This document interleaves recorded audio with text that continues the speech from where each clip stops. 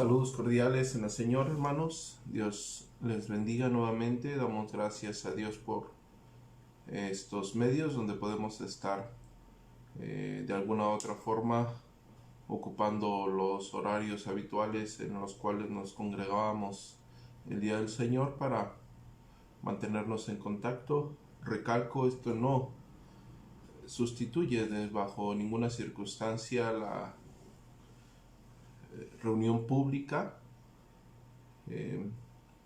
Hago la aclaración para que ninguno de nosotros vaya a malinterpretar estas conexiones o vaya a pensar en alguna medida que alguien puede faltar a la congregación pública y ver un video en vivo o una grabación y pensar que eso tiene algo que ver con la congregación.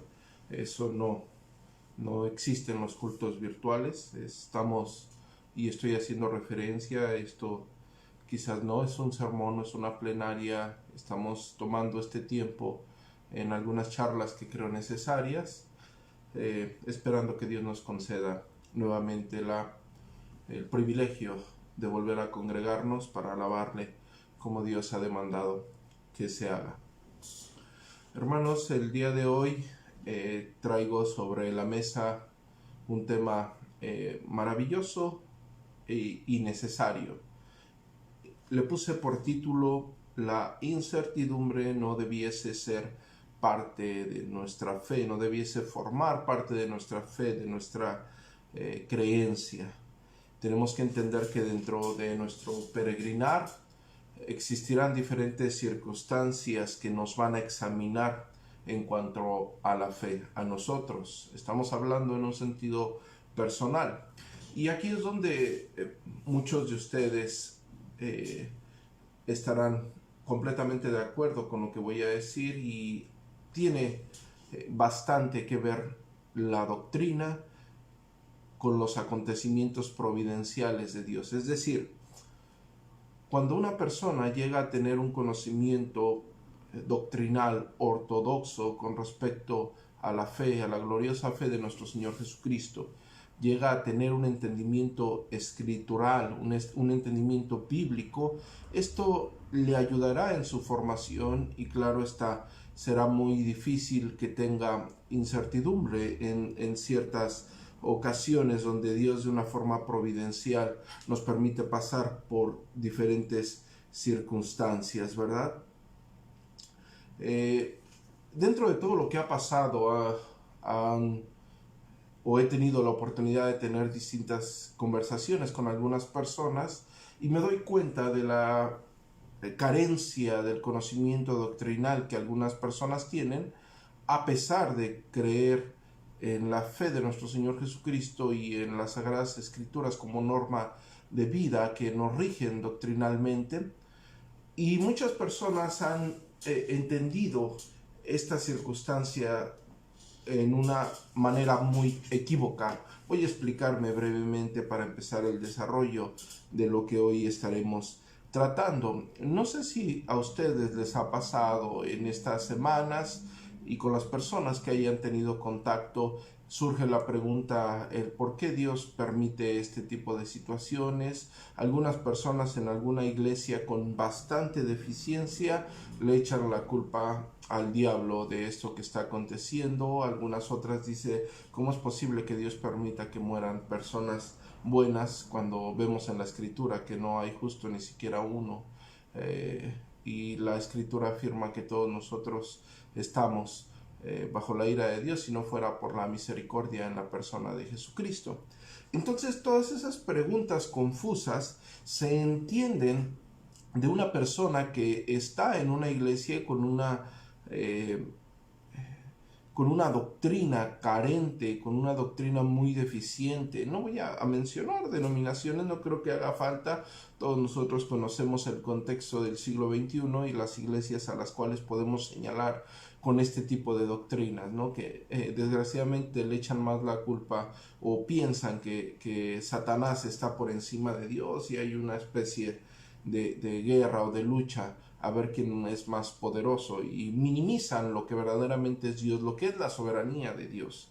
Pero lo entendemos de esa parte, es decir, no es que lo esté aprobando, pero entendemos que la doctrina que llevaron, la enseñanza que llevaron por tiempo, los lleva a pensar deficientemente, y por lo tanto van a tener problemas espirituales serios, van a tener problemas en cuanto al conocimiento de cómo Dios obra soberanamente, cómo Dios lleva al pueblo y a las naciones de una forma soberana. Pero cuando hay cierta incertidumbre en personas que tienen un conocimiento doctrinal aceptable, es decir, están dentro de la ortodoxia, quizás no tienen el cúmulo de doctrinas que quisiésemos que todos tuviésemos, pero están dentro del rango ortodoxo. ¿Y qué pasa con esas personas cuando hay incertidumbre en estas circunstancias? Cuando se preguntan acerca de qué va a pasar después de que esto termine, o en cuánto tiempo va a terminar, y qué va a pasar con la iglesia. Y empiezan cuestiones donde dejan evidencia de esa falta de proceso de la reforma en nuestra vida práctica. Podemos entender algunas doctrinas, podemos haber leído algunas teologías sistemáticas, las confesiones de la reforma, pero ya cuando trasladamos ese conocimiento a la práctica, dejamos ver nuestro nulo conocimiento acerca de Dios, de sus virtudes, de sus atributos. Es por ello que quise poner este tema sobre la mesa, y quiero que todos ustedes me acompañen a Proverbios en el capítulo 3, en el versículo 5, para empezar a desarrollar este tema donde yo pretendo, si Dios me lo permite, me da gracia y me ayuda, pretendo llevarlos a ustedes a la confianza absoluta de nuestro Dios en todas las circunstancias, descansando en su sabia y eterna soberanía, entendiendo que Él ha decretado esto que estamos pasando, con el único propósito que Dios tiene siempre al hacer las cosas, que es exaltar su gloria. No existe otro propósito si nosotros entendemos las escrituras tal y como está plasmado.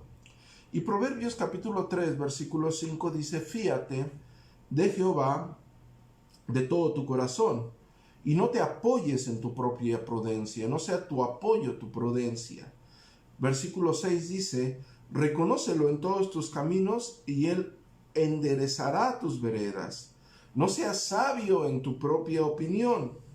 Teme a Jehová y apártate del mal, porque será medicina a tu cuerpo y refrigerio para tus huesos. Fíate de Jehová de todo tu corazón, no te apoyes en tu prudencia, no te apoyes en tus pensamientos, no seas sabio en tu propia opinión. Es lo que el texto nos enseña para empezar con el desarrollo de este maravilloso tema, donde quiero invitarles a ustedes a considerar que nuestra fe no tiene por qué abrazar la incertidumbre. Es decir, la incertidumbre no es parte, o no debiese ser parte, de una fe tan gloriosa como la de cada uno de nosotros.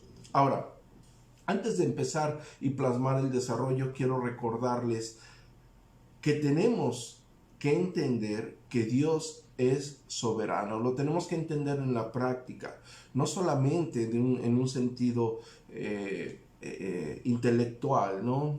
Esto que estamos pasando no es algo que a Dios se le saliese de sus manos, ¿sí? Esto es algo que está en su soberano y eterno decreto, como lo dije anteriormente, con el único fin de darse gloria a sí mismo, y como lo dice la Escritura, y que el hombre no halle absolutamente nada después de él. Como lo dice Eclesiastés 7:14, en el día del bien, ¿qué tienes que hacer? Gozar del bien. En el día de la adversidad tienes que considerar. ¿Por qué? Porque Dios hizo tanto una cosa como la otra con un solo fin.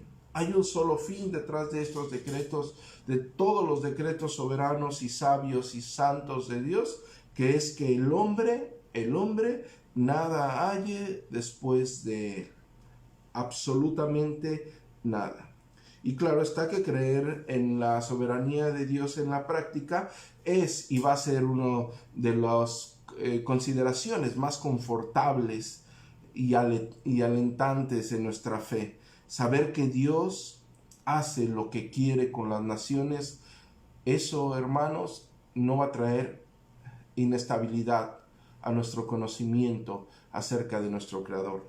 Entender que Dios hace lo que quiere con las naciones en la práctica, es decir, nosotros en la práctica, no solamente en el conocimiento intelectual, no estamos hablando únicamente de adquirir sapiensalmente, sino en la práctica. El Salmo 22-28 es muy claro en esto, dice, porque de Jehová es el reino, y después, parte B, Él reina sobre las naciones. Job, en el capítulo 12, versículo 23, dice, Él multiplica las naciones, pero también dice, y Él las destruye. La parte B del texto dice, esparce las naciones y las vuelve a reunir. Es decir, Él tiene el poder para hacer lo que quiera porque es su creación. Salmo 115, versículo 3 es un texto que yo creo que todos nosotros conocemos y nos regocijamos en él. Dice, nuestro Dios está en los cielos. Todo, absolutamente todo lo que Él quiso, ha hecho. Debemos de confiar absolutamente en que todo lo que está sucediendo es porque Dios lo ha determinado con el único fin de darse gloria a sí mismo.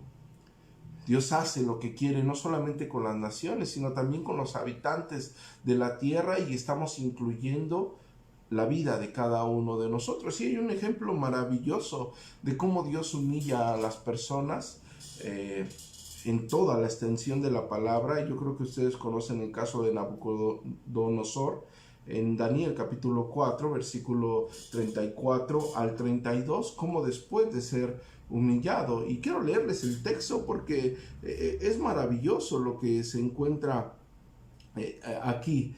Dice en el versículo 34, mas al fin del tiempo yo, Nabucodonosor, alcé mis ojos al cielo, y mi razón me fue devuelta, y bendije al Altísimo, y alabé y glorifiqué al que vive para siempre, cuyo dominio es sempiterno, y su reino por todas las edades. Todos los habitantes de la tierra son considerados como nada, y Él hace según su voluntad en el ejército del cielo y en los habitantes de la tierra, y no hay quien detenga sus manos. No hay, hermanos, absolutamente nadie que detenga la mano de nuestro Dios soberano. No hay nadie que le diga qué haces. En el mismo tiempo, dice Nabucodonosor, mi razón me fue devuelta y la majestad de mi reino, mi dignidad y mi grandeza volvieron a mí. Y mis gobernadores y mis consejeros me buscaron, y fui restablecido en mi reino, y mayor grandeza me fue añadida. El texto en el versículo 37 aclara, ahora yo, Nabucodonosor, alabo, engrandezco y glorifico al Rey del cielo, porque todas sus obras son verdaderas y mis caminos justos, y Él puede humillar a los que andan con soberbia. Es decir, Dios hace lo que quiere con las naciones. Él humilla, Él exalta, Él gobierna, Él esparce los pueblos, Él junta los pueblos. Tenemos que entender que Dios es completamente soberano, pero lo tenemos que entender en la práctica, hermanos. Ahora, claro está que debemos nosotros considerar lo que está haciendo, no solamente con las naciones, no solamente con aquellos pueblos que se han levantado en contra de Dios, sino lo que está haciendo también en nuestras vidas. Tenemos que considerar espiritualmente lo que está haciendo en nuestra vida, en nuestra iglesia local, en nuestra casa, en nuestra familia, con nuestra fe, considerándonos y examinando lo que Él está haciendo con nosotros. Así como lo he dicho en otras ocasiones, Después de que Dios obra soberanamente en este tipo de circunstancias, una nación no vuelve a ser la misma. Una nación no vuelve a ser la que era anteriormente. Claro está que nuestras vidas también no deben de ser lo que eran anteriormente si existía algún tipo de apatía, alguna desconsideración de alguno de sus santos y sagrados mandamientos. Debemos de considerar esto que está pasando también en nuestra vida espiritual, examinar nuestra vida. Ahora, ya que he aclarado esto que creo que era necesario antes de empezar a desarrollar lo que vamos a estar hablando el día de hoy, también creo que es necesario hacer un énfasis en conocer el verdadero evangelio y sus promesas. Lo he dicho anteriormente, algunas personas van a alguna iglesia por años y ni siquiera conocen cuál es el verdadero evangelio. Ni siquiera conocen qué es lo que Jesucristo hizo en la cruz del Calvario. Y para esto hay un texto maravilloso en 2 de Corintios, en el capítulo 5, que nos va a hacer reflexionar en las dos vertientes. Y dice, y todo esto proviene de Dios, quien nos reconcilió consigo mismo por Cristo y nos dio ¿qué? El ministerio de la reconciliación. Que Dios estaba en Cristo reconciliando consigo al mundo, no tomándoles en cuenta a los hombres sus pecados, y nos encargó a nosotros la palabra de la reconciliación. Dios nos reconcilió consigo mismo por medio de la persona de Jesucristo, glorioso evangelio, donde Cristo muere para el perdón de nuestros pecados, muere y resucita conforme lo antes escrito para el perdón de nuestros pecados, como el apóstol Pablo se los dice a los Corintios en su primera carta en el capítulo 15. Pero eso no se queda ahí, no permanece únicamente en esa parte, sino que nos brinda, nos encomienda el ministerio de la reconciliación, es decir, la parte que nos corresponde en esta tierra de predicar el evangelio. Hermanos, yo no me quiero adelantar a cosas que estaremos hablando, pero algo va a pasar en el sentido práctico de la iglesia que está sintonizada con la voluntad de Dios, que está viendo lo que Dios está haciendo. Y es que la iglesia, en esta parte donde a Dios le plació reprendernos de tal forma que no podemos congregarnos, sabemos que son reglas de seguridad sanitaria, al menos en nuestra ciudad, en Ciudad Obregón, Sonora, donde podemos decir que hay toque de queda incluso. No creo que una persona que haya sido reprendida por Dios y autoexaminada en lo que está aconteciendo regrese a la congregación con la misma pasividad. Porque claro está que a través de estos años ha existido mucha pasividad en la iglesia. La iglesia ha sido una iglesia cómoda. Véanlo, no es nuevo. Desde el supuesto evangelicalismo de los 60, 70, en la popularidad del evangelicalismo, después pasaron con los teleevangelistas y aquella promoción a aquellos hombres, y después pasaron a aquellos programas o canales de YouTube y redes sociales, donde también empezaron a haber muchas vertientes populares, y tenemos desgraciadamente una de ellas como Coalición por el Evangelio, y empezaron a engrandecer el hombre, y la doctrina empezó a ser distribuida, y la iglesia se volvió pasiva. Se tornó únicamente en el adquirir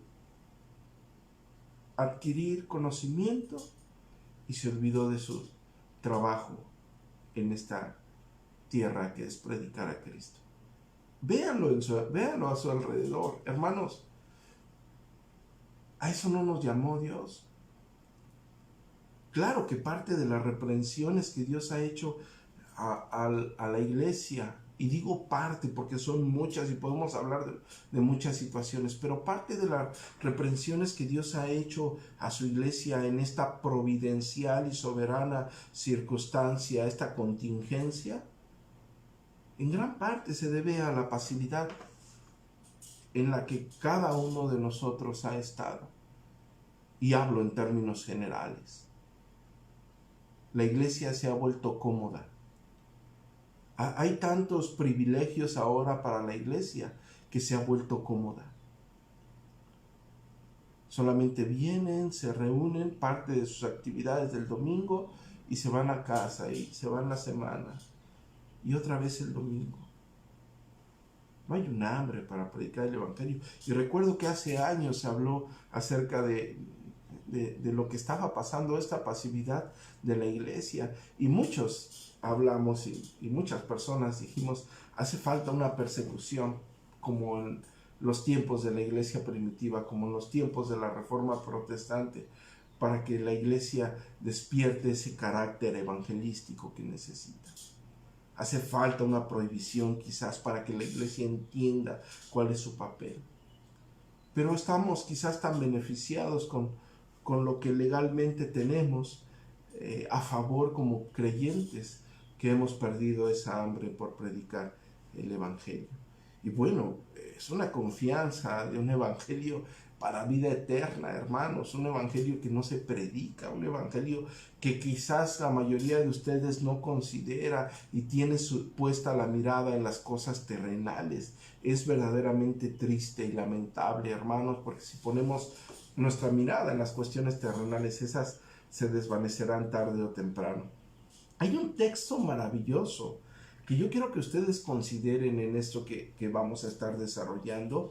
Y el texto habla en el Evangelio según San Juan, en el capítulo 14, versículo 3, de la morada eterna que se nos ha dado. Pero quiero leerles un par de versiones para que quizás aprecien más este texto. En el versículo 3 del capítulo 14 del Evangelio según San Juan, según la Reina Valera 1960, dice: y si me fuere y os preparare el lugar, vendré otra vez y os tomaré a mí mismo, para que donde yo estoy, vosotros también estéis. Pero la Biblia de las Américas, fíjense cómo lo traduce: y si me voy y preparo un lugar para vosotros, vendré otra vez y os tomaré conmigo, para que donde yo estoy, allí estéis también vosotros. Y la traducción al lenguaje actual yo creo que tiene un maravilloso énfasis en esto, una paráfrasis, porque ya vendríamos a decir que la traducción al lenguaje actual es una paráfrasis, pero a mí me gustó mucho y quiero que la consideren, porque dice: después de esto, volveré para llevarlos conmigo. Y la parte C del texto es maravillosa, hermanos. Dice: así estaremos juntos. Hermanos, lo que se nos ha prometido a cada uno de nosotros dentro de nuestra gloriosa fe es que estaremos un día con Él por la eternidad. No pierdan su mirada ahí, porque van a cambiar muchas cosas quizás después de esta contingencia.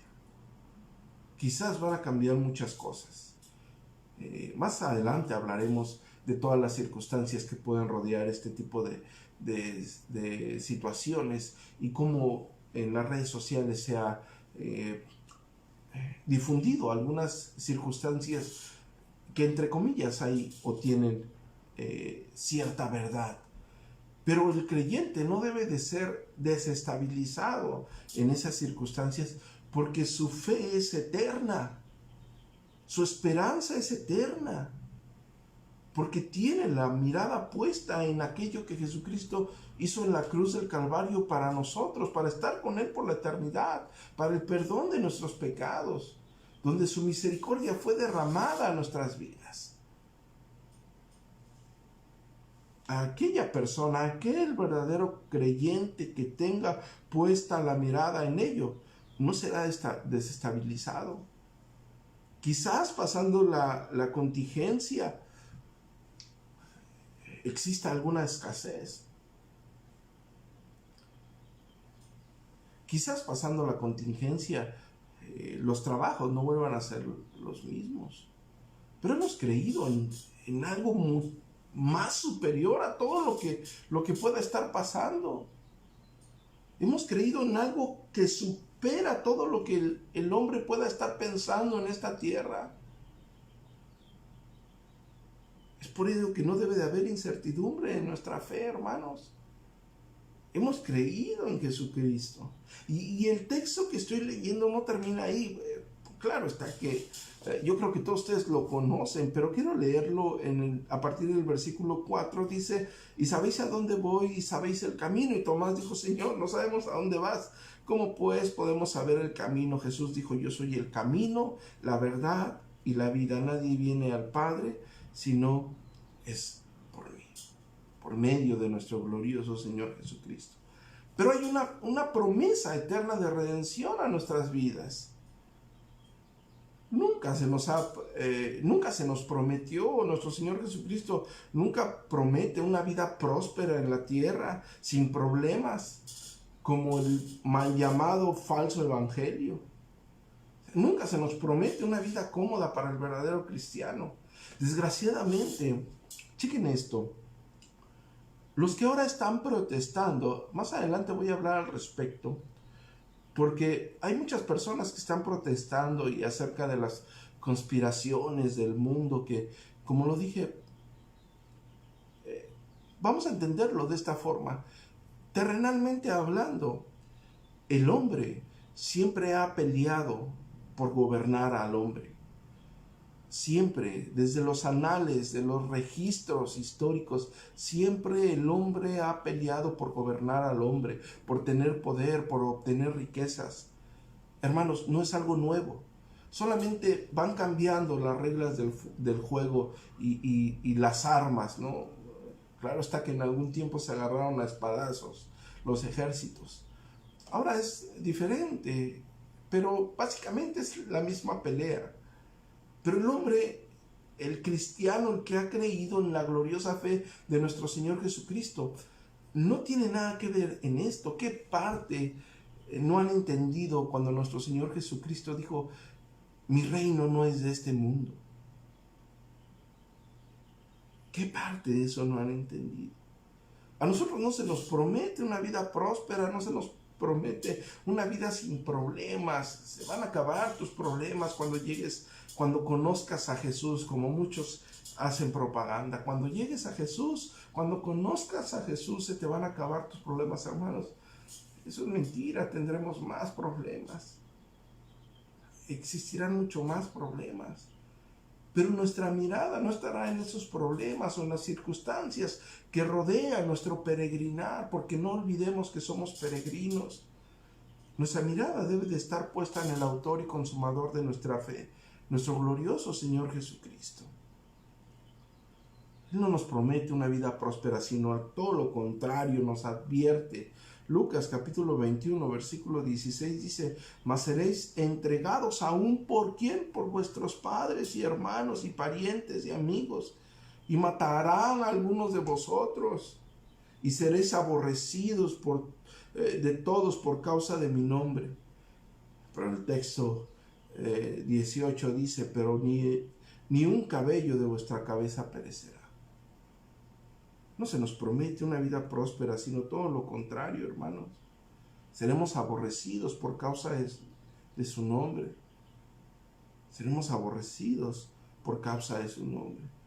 Hay un texto, hermanos, hablando del apóstol Pablo cuando regresa de Listra, donde fue apedreado, incluso fue tomado por muerto, en Hechos capítulo 14, versículo 22, donde dice que confirmando los ánimos de los discípulos, él regresa, recordemos que él regresa a Listra después de haber sido apedreado y tomado por muerto, lo jalaron a las orillas de la ciudad porque consideraron que estaba muerto. Y la escritura dice que él les exhorta a que permaneciesen en la fe, una persona que había sido apedreada, diciéndoles, es necesario que a través de muchas tribulaciones entremos en el reino de Dios. No incita a los hermanos a considerar una rebelión social. No. Es necesario que pasen este tipo de circunstancias, a través de muchas tribulaciones entremos en el reino de Dios. ¿Qué nos espera en nuestro peregrinar, hermanos? ¿Qué nos espera en este caminar? Donde ciertamente sabemos que Dios es soberano, donde ciertamente sabemos que Dios reina en todas las naciones. Nos esperan muchas tribulaciones, como lo dije anteriormente. No sabemos cómo va a estar la economía después de esta contingencia. Gloria a Dios si no hay una visible desestabilidad, al menos en nuestra nación o nuestra ciudad. Pero Dios es soberano y hace como Él quiere. Y nosotros tenemos que confiar, a pesar de que esto no parezca o no exista mucha claridad. Hay un texto maravilloso al respecto y está en el Salmo 37, versículo 25, donde dice: joven fui y he envejecido. Y después dice: y no he visto justo desamparado, ni su descendencia que mendigue pan. No sabemos cómo vamos a regresar, no sabemos cuáles o bajo qué circunstancias regresaremos económicamente hablando. Sabemos que existirá alguna recesión económica, quizás alguno de nosotros tendrá algunas restricciones, no gozaremos de lo que gozábamos hace algunos meses económicamente hablando, quizás por algún tiempo, no sabemos si sea por un corto lapso de tiempo o quizás se extienda unos meses más. Pero hay un texto también que el apóstol Pablo dice, yo creo que todos ustedes conocen, donde cada uno de nosotros debe de asimilar ciertas condiciones por las cuales podemos estar pasando. Sé que hay personas que pueden estar blasfemando incluso el nombre del Señor o exigiéndole a Dios algún tipo de respuesta. ¿Por qué estás haciendo esto? Pero el apóstol Pablo dice en Filipenses, en el capítulo 4, versículo 12, dice: sé vivir humildemente y sé tener abundancia. En todo y por todo estoy enseñado, así para estar saciado como para ¿qué? Como para tener hambre, así para tener abundancia como para padecer necesidad. Y después dice: todo lo puedo en Cristo que me fortalece. Hermanos, no sabemos bajo qué circunstancias económicas vamos a estar después de esta contingencia según los planes soberanos de Dios. No sabemos las restricciones que vayamos a tener. Y como lo dije anteriormente, si no existen esas restricciones y podemos gozar del pan como lo veníamos gozando anteriormente, gracias demos a nuestro Dios soberano. Pero tenemos que aprender a vivir humildemente y también a saber tener abundancia. Entender que los planes soberanos de Dios están más grandes de todo lo que nuestra mente pudiese estar considerando. Claro que existirán algunos cambios en nuestra sociedad, hermanos, pero nuestra fe no debe de existir incertidumbre, porque nuestra fe no está puesta en las cosas terrenales. Nuestra fe va más allá de lo que el incrédulo pueda estar pensando. Quizás un inconverso se está preocupando por sus negocios. Quizás un inconverso se está preocupando por sus finanzas, por sus carros, por sus mansiones, por sus lujos. Quizás un inconverso se está preocupando por lo que ya no va a tener en esta tierra o los privilegios que puede dejar en esta tierra o que puede estar pasando.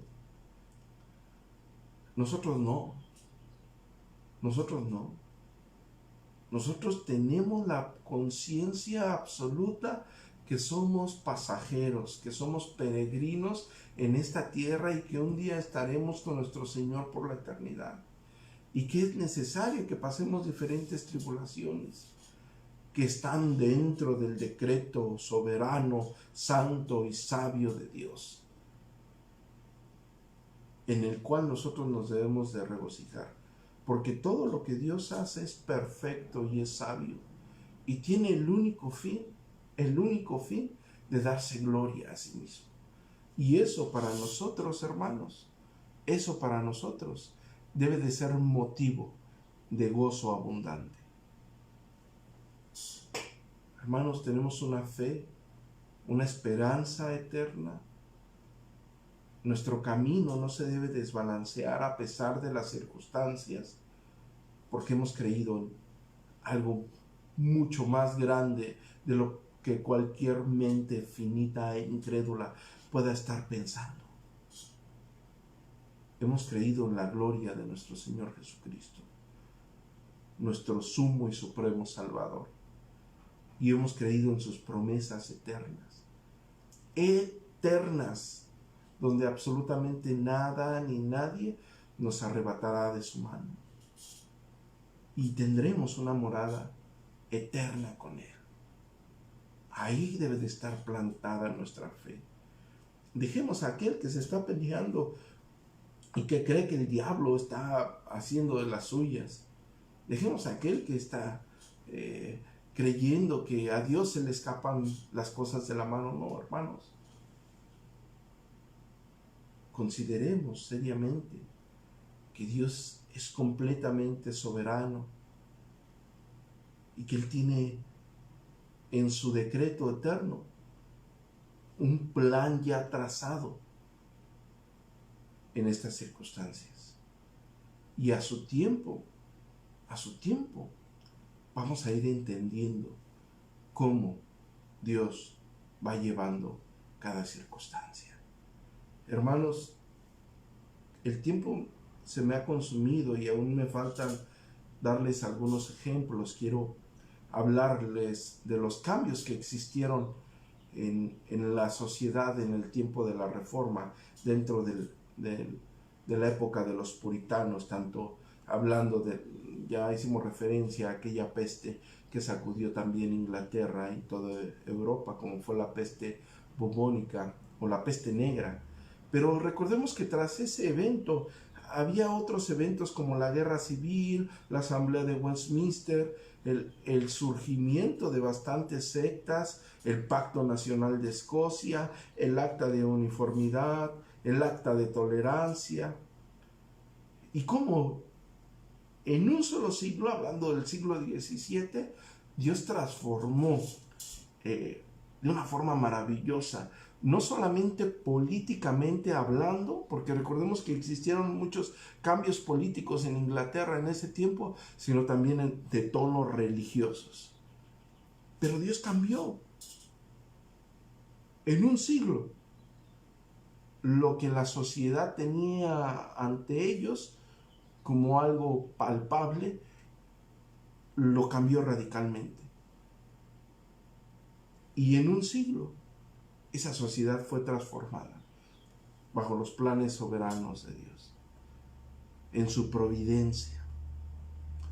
Y más adelante hablaremos más a detalle al respecto, donde esperemos seguir adelante con este tono a fin de que cada uno de ustedes tenga la certeza de que Dios es soberano en la práctica, es decir, que ustedes consideren que hay un rumbo trazado de parte de Dios para nuestras vidas, con el fin de glorificarse, con el fin de esparcir su evangelio, y que nosotros consideremos lo que realmente está tratando a nuestras vidas. Si existe algún tipo de incertidumbre, existe algún tipo de apatía, hay algunas cosas que cada uno de nosotros debe de considerar al respecto, hermanos. Me despido, damos por concluido esta breve sesión. Recordemos que esto no sustituye el culto público, únicamente estamos tratando de hacer un tipo de charlas, porque ni siquiera podemos considerarlas como una predicación. La iglesia virtual no existe, hermanos, es necesario congregarnos. Hago referencia, estamos bajo estrictas reglas de seguridad sanitaria. Lo he dicho antes, no se nos está prohibiendo el evangelio, quizás como en otras partes de la historia, como vamos a ver más adelante, pero debemos de confiar en que la soberanía de Dios es absolutamente sabia y en su tiempo dentro de los caminos que Él ha decretado, para glorificarse a sí mismo, la iglesia entenderá el rumbo que Dios está trazando, que claro está, nunca será un cambio de forma de predicar, nunca será un cambio de conocimiento del Evangelio. Siempre el plan de la iglesia seguirá siendo el mismo de Dios para nosotros. Pero el cambio que habrá quizás en nuestra sociedad no sabemos a qué grado será. Hermanos, me dio mucho gusto verlos a todos o la mayoría conectados, esperando que nos permita Dios seguir teniendo este tipo de charlas. Nos vemos a las 6, si el Señor lo permite, horario de Ciudad Obregón. A los que se conectaron y no me conocen, soy el pastor Adrián Horta de la Iglesia Reformada Gracia en Ciudad Obregón, Sonora. Que la gracia de nuestro Señor Jesucristo esté con cada uno de ustedes. Si el Señor lo permite, nos vemos a las 6 de la tarde. Dios les bendiga.